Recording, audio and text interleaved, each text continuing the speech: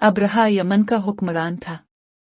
इसने यमन में एक आलीशान कलीसा तामीर करके यमन के लोगों में यह ऐलान करा दिया कि आइंदा कोई शख्स हज के लिए मक्का मुकरमा न जाए और इसी कलीसा को बैत अल्लाह समझे।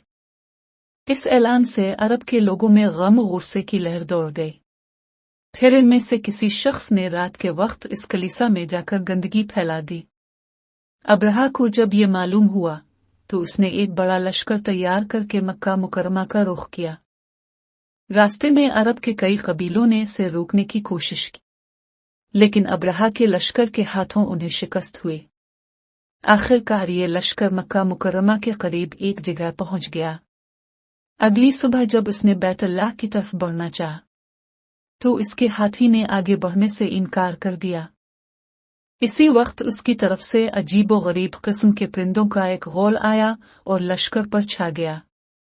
हर परिंदे की चोंच में 3-3 कंकर थे, जो उन्होंने लश्कर के लोगों पर बरसाने शुरू कर दिए।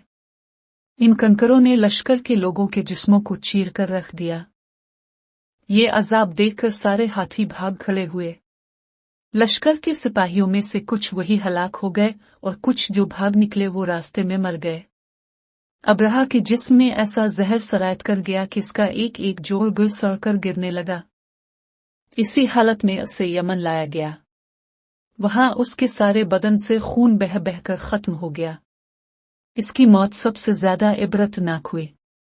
इसके 2 हाथी बान मक्का मुकरमा में रह गए थे, जो अपाहज और अंधे हो गए। इस तरह अल्लाह पाक ने अपने घर की हिफाजत फरमाई और ताकत पर गुरूर करने वालों को सजा का मजा चखाया। कुरान पाक की सूरा फ़िल में अल्लाह पाक ने इस वाक़ये को यूं बयान फरमाया, क्या तूने ना देखा कि तेरे रब ने हाथी वालों के साथ क्या किया?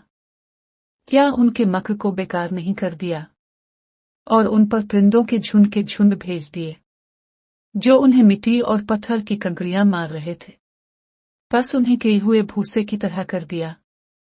प्यारे नाज़रीन, आज हमने हाथी वालों का वो इबरतनाक किस्सा सुना जिसे रब्बुल आलमीन ने सूरा अल-फ़िल में महफूज फरमाया।